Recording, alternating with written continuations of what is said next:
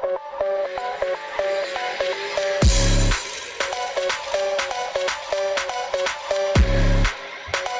Samsung recently hosted an event wherein they unveiled their all-new Samsung Galaxy Z Flip 4, their Galaxy Z Fold 4, and their all-new Galaxy Watch 5 and Watch 5 Pro.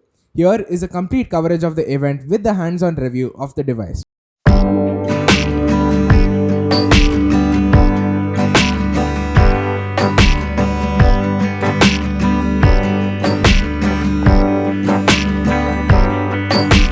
Galaxy Z Flip 4 5G.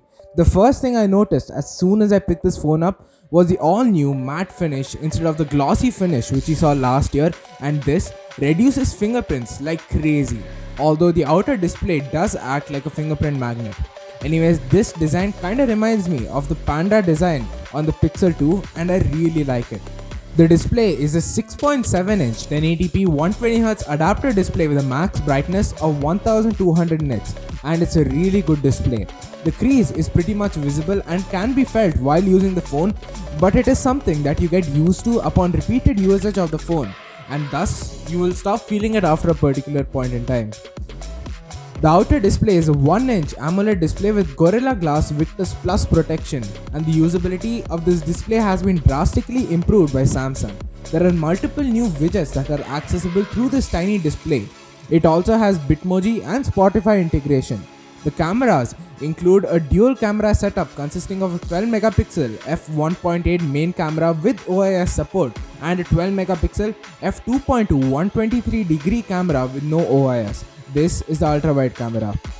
The phone can record HDR 10 plus videos in 4K at 30 and 60 FPS. The camera quality was pretty decent, nothing like other flagships at this price, and it would get a solid B from me. The selfie camera includes a 10 megapixel f2.4 sensor which can take videos at 4K in 30 FPS. Samsung has further optimized the software to allow for video recording in this all-new camcorder style, which can be a useful feature. But what I really like is taking selfies using the smaller outer display while using the more superior rear cameras. The battery has also been upgraded on the all-new Samsung Galaxy Z Flip 4, wherein we have a new 3700 mAh battery instead of last year's 3400 mAh battery. This paired with the all-new Qualcomm Snapdragon 8 Plus Gen 1 SoC will allow for much better efficiency and longer battery life as well. So now let's come to Samsung's all-new Galaxy Z Fold 4 5G. I feel as if Samsung has not made many improvements when it comes to the overall design of this particular smartphone, but has included all new software features like this all new taskbar, which completely improves multitasking by allowing us to quickly open apps, and it is a really cool feature.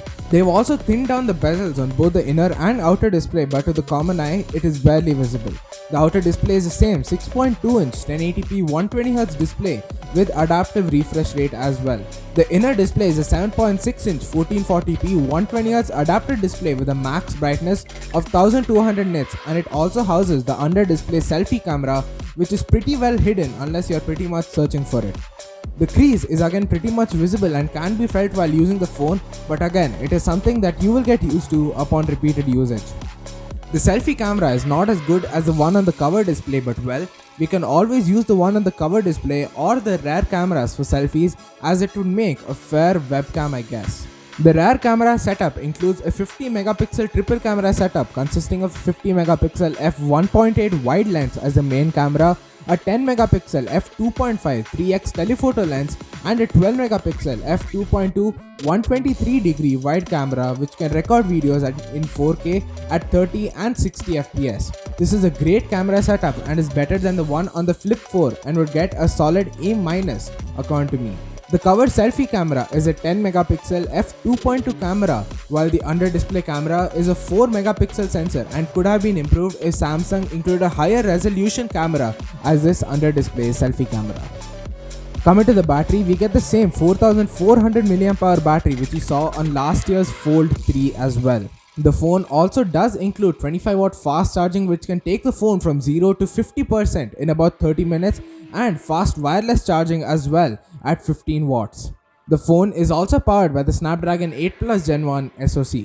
I was unable to test both the battery and the chipset as again I had to record this elsewhere and did not have the review model of the smartphone. The phone also has stereo speaker support and still has a gap between the inner displays and thus can easily catch dust as well.